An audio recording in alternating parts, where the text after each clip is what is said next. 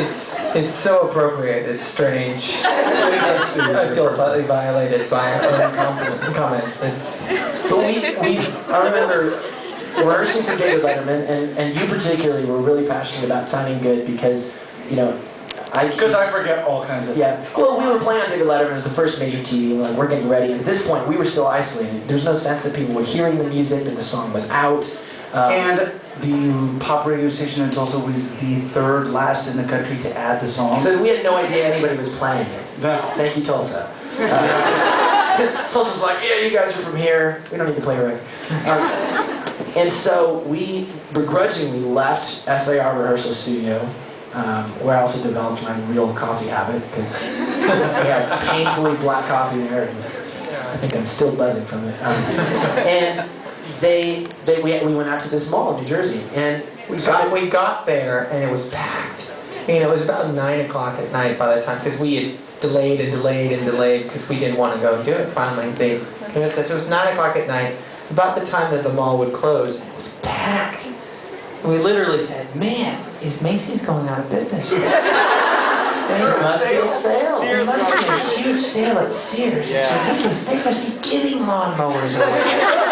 In fact, we were making plans. We're like, as soon as we finish this thing, straight to Macy's. We're going to clean them out. I'm getting monogrammed silverware. It's going to be great. You were thinking about that when you were 11?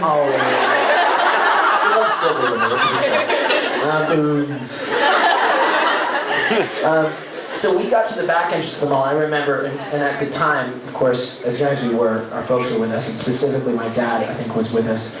And he describes this very well because he was, I think, got out of the car before we did. We were going up the back entrance of the mall. And remembers his description of it is, which was followed by us reminded, was that the cops that were there was probably 5 mall cops who were like, yeah, we'll be here a little late, a little overtime, it's gonna be good. Their eyes were like this. And it wasn't because of what we were wearing or anything. They came in to us as if they'd just seen a ghost. And we thought, God, what is wrong? Something at Macy's has gone horribly wrong. This was literally comments we were making. That's like a quote. This is not at all a joke. We were, what is wrong here? And they began to sort of quietly talk to us. We're like, what's wrong? And we're like, it's really, there's a lot of people here. We're like, great. And the radio guy began to come up, and as we got closer to the door, we began to hear, it was like almost like Jurassic Park. It was like, if we'd had water in our hands, it would have been like, shoot us! Anyway, anyone ever reference on your butts? Anybody know? Samuel Jackson? One of his classic lines, hold on to your butts. It's a great Samuel Jackson line. Yeah. So we began to walk towards the door, which had little circular windows, which you could barely look out, and they had covered them. And I remember putting my head up through there and looking out at the mall and literally seeing nothing but faces and heads and long parts. It was a zombie apocalypse. You couldn't see the floor anywhere. You couldn't see the trees. You couldn't see the bottom. And there were, I think, 8,000 people that had come to see what was going to be this little promo show. But in the course of when they announced it and when it happened, that song had begun to be a really big hit. And I remember just stepping back and watching my stomach go, whoosh. I could feel it, you know. And we literally at that point were like, well, we don't even have more than a few songs worked out. We have one acoustic guitar, shaker tambourine, just like we do shows now, acoustic shows. And we got to do this. And we literally couldn't get to the stage. It was like from here to maybe the back wall there. As an example of how they prepared for the show, the stage was about 6 inches high, and the barricade they had was just those sort of velvet ropes. So and they were still there. 8,000, people between the age of 12 and 16 are not going to be stopped by. It's like the bouncer's like, you're not on the list. Crap, I can't step over this. I'm just not coordinated. when we got out on stage and began to play, we started the song, and I think I heard about the first note, and then it was just went because of my ears going deaf. The sound you hear, the whale song of the hairs in your ears breaking as you become permanently deaf. That was sort of the sound, that the audience exploded with noise, and we played 3 songs, of which no one heard anything. Because they were excited about it.